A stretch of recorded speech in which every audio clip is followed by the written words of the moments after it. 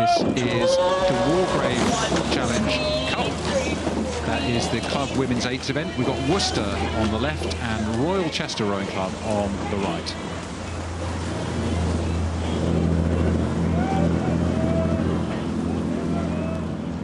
So that was a couple of seconds ago. We now just jump a little bit down the course. These races are run every 5 minutes, which means that as we're finishing one race, the next has already started. And what's started here in lane 1 on the Berkshire station to the right of our picture, that's Worcester. Looks like they've got a quarter of a length, maybe a bit less, over the crew from Royal Chester. Looks like an incredibly tight race so far. Royal Chester just need to keep believing, stay in touch with Worcester Rowing Club as they go out in the front, and it looks like it's going to be a real close race, and it's going to have who's going to have the mental fortitude and strength to be able to keep on their rhythm, keep pushing through. So as the camera comes alongside, we're looking at the Royal Chester crew, but we can see the Worcester crew going through in the foreground of that picture as they come through. And I think, as you said, it's pretty close at the start of this race. And now we're coming into the middle section of the course. So talk us about how you think about the pacing of an eights race. What do you need to do off the blocks, and how do you think about the middle of the race? Every rower has a slight different take on what they want to do, and my take was always you want to find that red line, that fastest boat speed that you can produce, because it's really key in an eights to get off the blocks. In the first 10-15 strokes, maybe 20 is when you reach your maximum speeds. You try to get the highest possible speed, and then it's about holding on to it. If you pitch in or you hook in too low, then actually your race pace as a consequence suffered. It's really hard to be able to generate extra speed as you go down the course. And as you can see, it's an incredibly tight race. What a beautiful shot of this regatta. This has got the makings of an absolute humdinger, as you say, Mo. If you're not familiar with rowing, it's a bit like getting a bicycle wheel. Imagine you've got your bike upside down, you're trying to spin the wheel. You need to push it quite hard to start, and then you need to ping it along. And the challenge at this section of the race, when it's so close, is to keep that relaxation, keeping it feeling lively and light when you know that somebody else is pushing against you. It's cat and mouse. Yeah, and when it's tight like this, both crews will have to focus in on their own rhythm and focus in on their own effort levels. Make sure you're not doing too much to react to the crew. You don't just put in 1 or 2 big strokes. Like, it just looks like Royal Chester just started to eke their bow ball in front, but it's about just building that momentum inch by inch, stroke by stroke. But we're in for a real treat of a finish here. And as you're talking us through that, I think what's happened, you saw a Royal Chester push. That was quite effective. And as you often get in this, then there's the response. The response from Worcester on the left of the picture.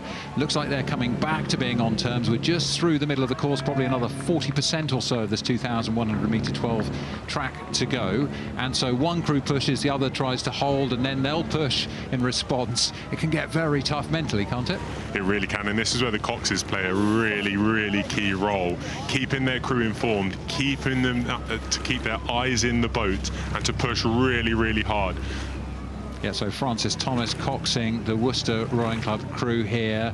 They need to lift it now, because I think that Royal Chester's got a bit of an edge again now. They pushed out and Worcester responded, and they pushed out again. And the question in the Worcester crew's heads has to be, have we got what it takes to keep it together technically, and also to apply the power as the fatigue really kicks in. This third quarter, so painful.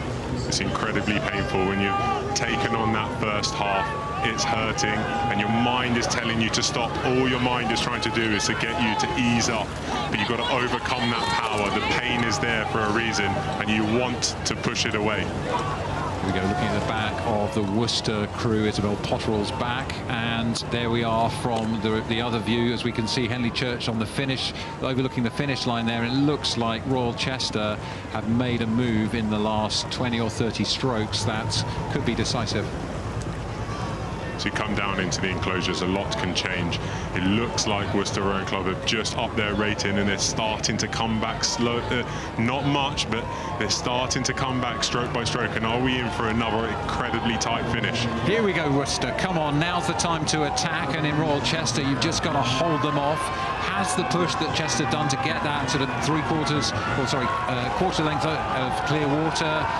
Don't know, but Worcester responding and responding. Royal Chester have done very well to respond from that move from Worcester. They've actually managed to nullify it, to just give themselves enough of a breathing space with a quarter of a length, maybe maybe a third of a length. It just enables them to have that breathing space. So this is the club women's 8th event. You're seeing a real humdinger all the way down the track. It's gone. We've got Royal Chester on the right with an advantage. They've only got about 10, 12 strokes to go now. It's a tall order for Worcester, and it's how many strokes you can get in and how much you've got left in those legs. Good response from Royal Chester Rowing Club there. So I think that move in that painful third quarter by Royal Chester, that set the finish for them. What a great race for them. Absolute credit for Worcester for responding, as Mo said, responding through the middle of the race. But it was Royal Chester winning through to the next round of the Wargrave, the club women's 8th event.